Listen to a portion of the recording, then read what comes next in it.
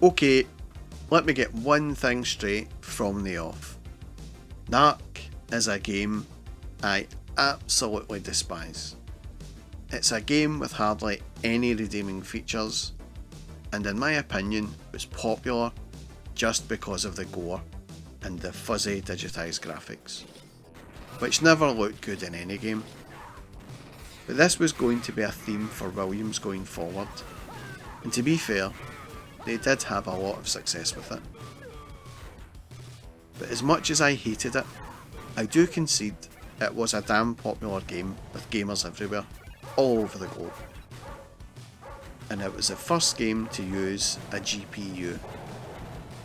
Well, that might be stretching it a bit, but the Texas Instruments TMS 34010 CPU, with its 32-bit technology and ability to process graphics-orientated instructions, led the way for the development for 3D rendering and the introduction of the Graphical Accelerator Board, or graphics card as it would become to be known. It was also the first game to fall victim to angry parent groups in America, who cited its adult content and high levels of violence as a tool for the corruption of many a young mind. Now, I'm not sure about any of that, but all I do know is this, that I could not see the appeal of this game at all.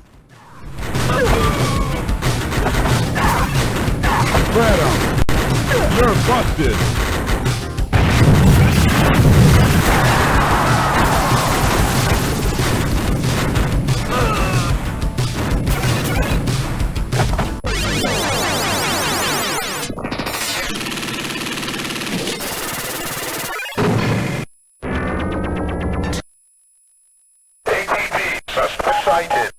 Roger, Chief. A mate of mine thought games like this were the future, and so he convinced me to part with my 50p to have a go. And while it was fun for about 30 seconds, the game had some serious gameplay flaws, as well as some morality issues. The player controls either Max Force or Hitman, who shoot or arrest junkies, drug dealers and organised crime kingpins. Max and Hit are each equipped with an automatic weapon and a missile launcher.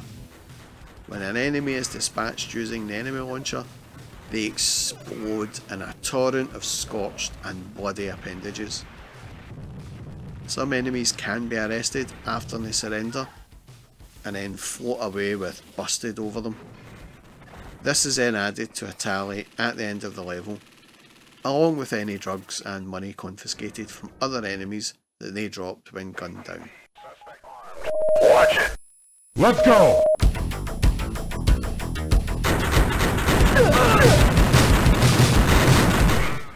The visuals used this fuzzy digitised look, which at the time was new and fresh in the arcades. This was still 1988, and when compared to other games of the time, it did have a unique look about it. Personally, if I could say one positive thing about the visuals, it's this. There is certainly a bright look to the game. Lots of vibrant and contrasting colours, and this in my opinion helped the game to stand out visually from its competitors at the time. But for the most part, I hate the visuals. It's when you see objects, such as trash cans, barrels and the drug dealers, they have this rough black outline around them that looks like a really bad cut and paste job done in Microsoft Paint. I just find that super annoying, as it looks cheap and lazy. And some may argue that that's a bit harsh, but the way I look at it is like this. If someone wants my hard-earned cash, then I expect a bit of effort in return. This game to me looks like it was developed by someone who is lazy and couldn't be bothered to do a decent job. But that's just my opinion.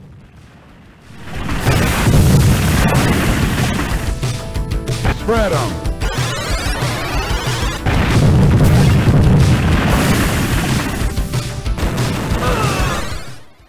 then the silliness starts with the visuals. Just look at the size of these Erlenmeyer flasks in this lab. If you're not careful, you could end up falling into one of them. Then we have all the flying limbs and debris all over the place. And don't get me started on the strut of the player, or the fact that it's pretty much the same enemy throughout each level. This game looks bad now, and it looked bad then. The sound, well, the music is awful, but not awful sounding. It's just a really bad tune to accompany the action on the level. But the sounds of the explosions, gunshots, speech, tyre screeching, I think these all sound pretty good. And when I played it in the arcade, the volume was pretty loud and you got to hear it all, and I remember being impressed with it. But the gameplay is a real letdown in my opinion. The real problem I find is that the player is a real enemy magnet. All of the villains just flock towards him, whether it's the dogs, or the clowns, or these massive cockroaches, and if you're not careful, you can get overrun to the point of just losing a life. And I find that very cheap in games. Tactics like that are there to make the game harder, but it's a cheap ploy to get the player to feed in more credits to keep the game going. But why would you? I remember walking away thinking I was never going to play that game ever again. But my mate loved it, and eventually he bought it for the Commodore 64. So of course, curiosity got the better of me, and so I had to go around and see it for myself.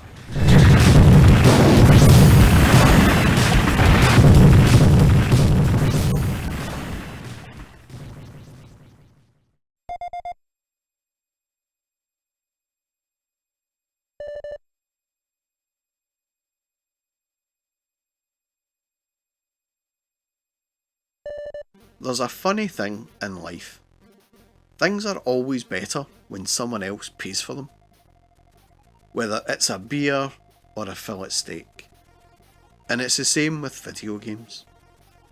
Admittedly, I hardly ever paid full price for a game for my Commodore 64. I always got my games cheaper than retail. But that is not to say I would simply just waste money on any old drivel. And when I played NARC on the Commodore 64 at my mate's, I was not impressed. But I did enjoy it. And actually, I thought it was a pretty decent game to play. Look, you're never going to recreate the visuals from a 32-bit arcade machine onto an 8-bit home micro. So you should keep an open mind. And from a gameplay point of view, NARC was a lot of fun. And don't get me wrong, it wasn't going to make me dust off my Commodore 64 and buy it, but it did provide some enjoyment. Visually, it's awful, and the sound is ghastly, but I think NARC on the Commodore 64 just proves the old adage. Good graphics do not make a game. Gameplay is what makes a game. It was really tough. I'm not sure how tough it was in relation to the arcades at the time, but it certainly was no walk in the park. Unless that park was full of junkies and drug pushers, which could have been any park from my old neighbourhood in Govan, really. It's a weird thing, because I really hated the arcade game, but as a home port, it was oddly enjoyable. But it's still not a game I can recommend. Not unless you like the idea of limbs flying about all over the place and lots of enemy repetition. I am not sure if NARC ever made it onto any Williams Classic compilations for the PlayStation or the Xbox. But it certainly was a game that I never had a hankering to play ever, and still do not. It was a tough playthrough for this video, I can tell you that. But that was my look back at NARC. If you like this video, then please do give me a sub and a thumbs up, or maybe even a comment or two below about your memories of NARC. And that's all from me, folks. Thanks for watching.